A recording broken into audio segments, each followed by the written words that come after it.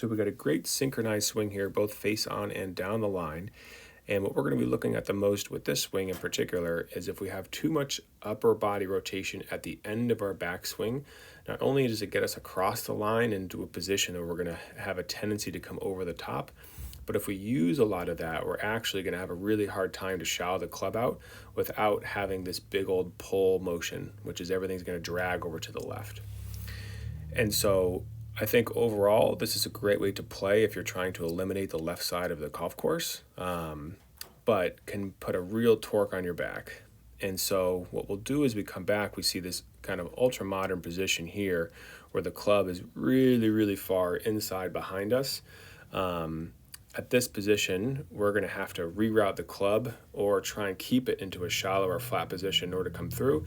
We think like John Rahm, there's a lot of modern players that are kind of going to more of this approach because we're not having to have from here as much of a feeling of the club and everything kind of working up and over the shoulder into a traditional swing. We're actually going to try and get a lot of rotation and then use that leverage to pull us back to the left and kind of have more of that fulcrum from being so far laid off to create a lot of club head speed at the bottom. And so this player does it pretty well getting up here.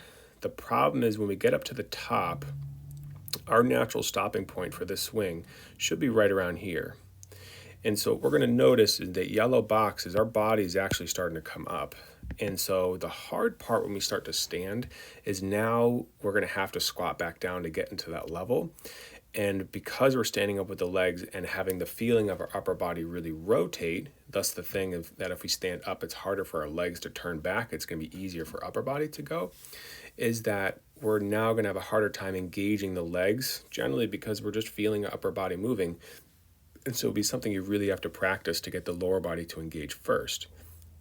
So as we get near the top, we're going to see how because our legs are straightened out and we become very tall, that the upper body is rotating so much that we're starting to get across the line. And we can see kind of how far much that club is pointing over here. And so across the line means if I have a couple of blue lines going forward to where the target is, the top blue line of where our club is now across.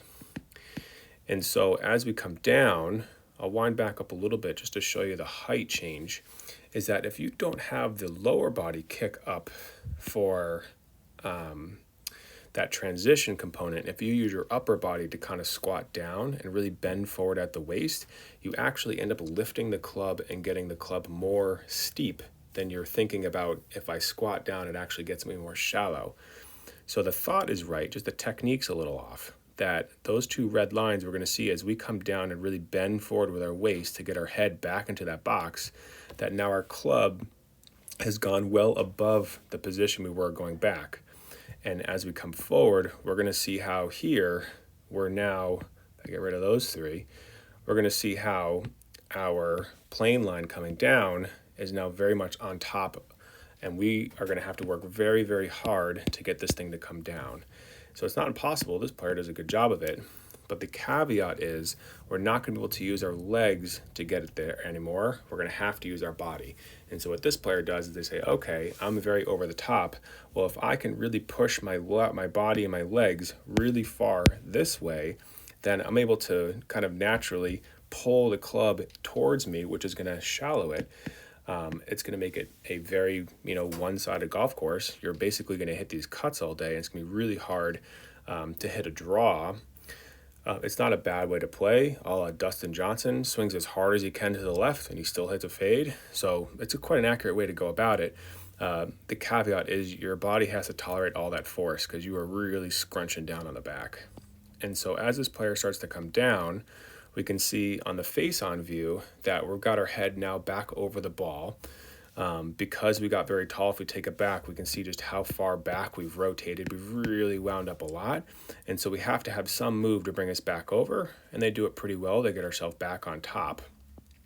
As we come down, the thing that's going to start to happen is if we go on the face-on view, is that our angle of our club, we're going to have a hard time preserving that range and that motion where we have a good, greater than 90 degrees of wrist hinge, that as we come forward, we're going to see that we're going to lose that angle because I'm having to try and release it as I go down, everything's going to try and go all at the same time, that as we come near impact, we're going to lose a lot of that shaft lean because we're having to release the club up over by the shoulders. And so now the game is, if the hands beat the club, we pull it and we hit this massive gross hook. But if the hands can kind of get in front and stay there and win the race at the expense of our back, then we're going to come in pretty flat, and we can see at the impact position on the down the line view, just where the hands are. We're at a great spot. The impact position is actually really good. We got a little bit more of like a curvy back than generally you'd like to see, and again, that's just because our lower back here is going to be taking a brutal amount of force. But as we come through, we have this nice, and yeah, it really kind of exemplifies that spine, huge curve.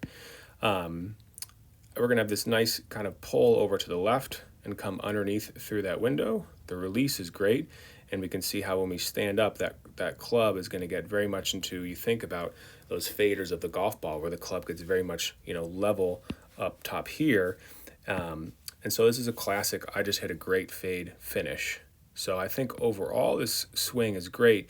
I think the key things to take away from it is if we can use our legs to shallow it out naturally, we're going to be able to get into a more of a neutral position to help to hit both sides. But if we stay very steep and use our upper body, we're going to have a hard time doing it without really putting too much force on our back.